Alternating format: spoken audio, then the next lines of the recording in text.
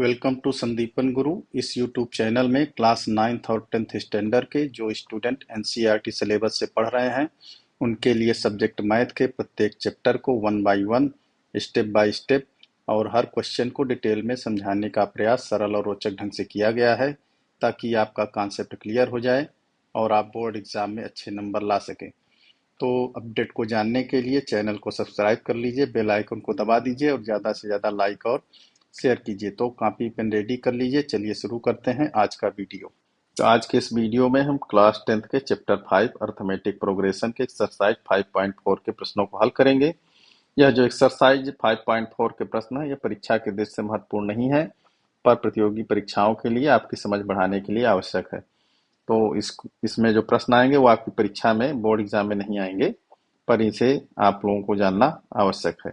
तो सबसे पहले, जैसा कि पिछले वीडियो में हम लोगों ने चर्चा कर ली है कि अर्थमेटिक प्रोग्रेशन का स्टैंडर्ड फॉर्म क्या होता है, a comma a plus d comma a plus two d, इस तरह से a plus n d and so on. जहाँ ए क्या है, प्रथम पद है, डी सर्वांतर है। सर्वांतर को ज्ञात करने के लिए अगले पद में पिछले पद को घटाते हैं, डी ए2 माइनस ए1। सर्वांतर को डी से व्यक्त करते हैं। सर्वांतर धनात्मक, ऋणात्मक तथा शून्य हो सकता है।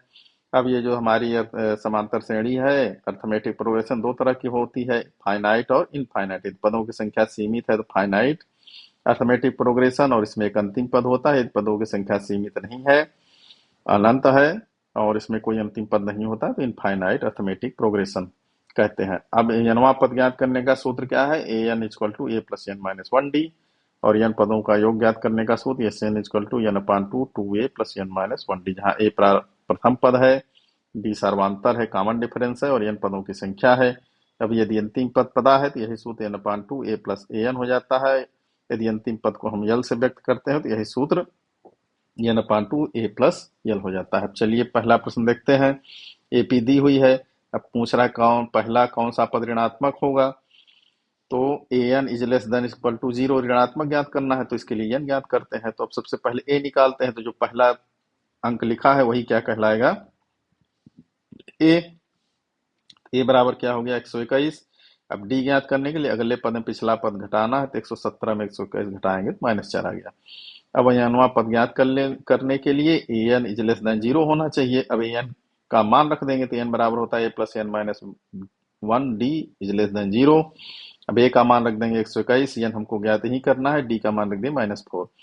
अब हम जब इसको हल करते हैं तो एन इज ग्रेटर देन क्या आ जाता है, 125/4, और इसका मतलब यन 31 से बड़ा होना चाहिए, तो पहला ऋणात्मक पद क्या हो जाएगा, 32। इस तरह ये प्रश्न हल हो गया।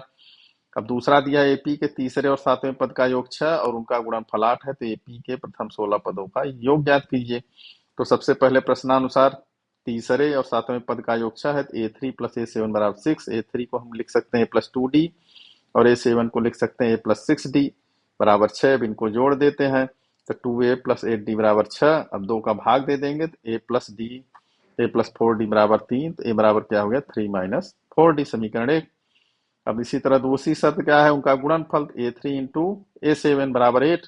अब यहाँ पर a3 और a7 का मान रख दिए और उनका आपस में गुणा कर दिए, तो हमको a² plus 8 AD plus 12D square equal to 8 समीकरण 2 मिल गया। अब समीकरण 2 में समीकरण 1 से a का मान रख देंगे, तो एक जगह क्या लिख देंगे, 3 माइनस 4D। तो यहाँ पर लिख दिए, एक की जगह लिख दिए 3 माइनस 4D का स्क्वायर प्लस 8, और एक की जगह फिर लिख दिए 3 minus 4D into D plus 12D square बराबर 8। अब इसको जो है तो हल करते हैं। अब हल करने के बाद हमको क्या मिलता है, डी स्क्वायर इक्वल टू 1/4। तो डी बराबर एक बार प्लस 1/2 होगा, एक बार माइनस 1/2 होगा। अब हम मान लेते हैं यदि 1/2 धनात्मक मान लेते हैं, तो समीकरण 1 में जब मान रखते हैं डी का, तो यहाँ पर मान रखेंगे तो 3 माइनस 4 इंटू 1/2, तो ये क्या आ गया, ए का मान 1 आ गया। तो n पदों का योग, तो प्रथम 16 पदों का योग ज्ञात करना है, तो एस एन वाला सूत्र लिखेंगे यहाँ पर। तो n हमको 16 ले लेना है। अब इसको रख के जब हल करते हैं तो हमको कितना मिल जाता है, 76। अब यदि d बराबर -1/2 है, तो समीकरण 1 में इसका मान रखने पर हमको क्या मिल जाता है, a बराबर 5।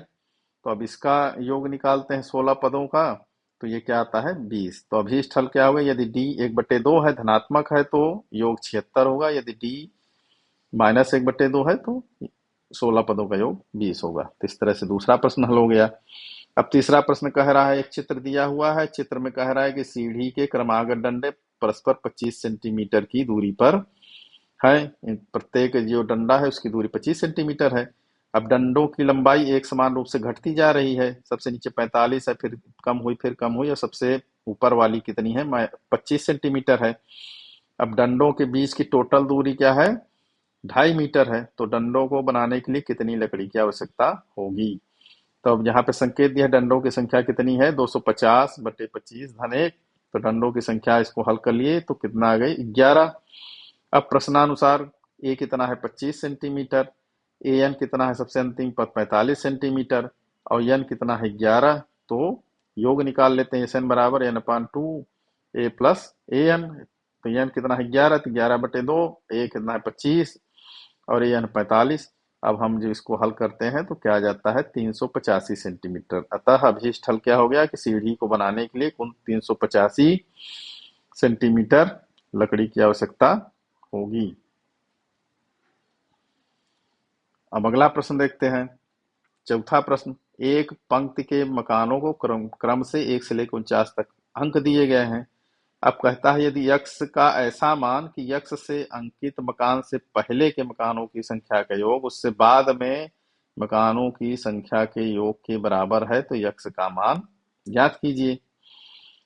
प्रश्नानुसार एपी क्या हो गई? 1 2 3 4 इस तरह 49 तक। अंतिम पद 49 हो गया। प्रथम पद 1 हो गया। सर्वांतर कितना हो गया? 2 में से 1 घटा दिए 1 हो गया। अंतिम पद यन कुल पदों की संख्या कितनी है? 49 है। तो अब संकेत दिया है यक्स से पहले तो यक्स x-1, ये जो है कुल पद का योग में से यक्स घटाने पर आ जाएगा, यक्स को घटाने पर। तो अब यहाँ पर यन की जगह क्या है? x-1, तो x-1/2 2 और a की जगह 1 और x माइनस यन की जगह x-1 और -1 और d की जगह 1 रख दिए। इसी तरह यहाँ पर रख दिए। यहाँ पर 49 है तो 49/2, a की जगह 1 और यन की जगह 49 और d की जगह 1 और यहाँ पर यन की जगह x और a की जगह 1 और यन की जगह x लिख दिए।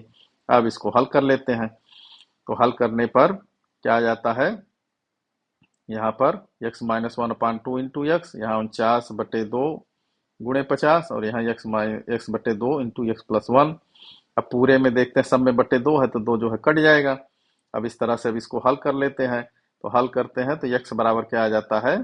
x² बराबर 1225। तो x बराबर क्या होगा? √1225। तो x बराबर +-35 आएगा। तो x का मान माइनस हो नहीं सकता, अतः अभीष्ट हल क्या हो गया?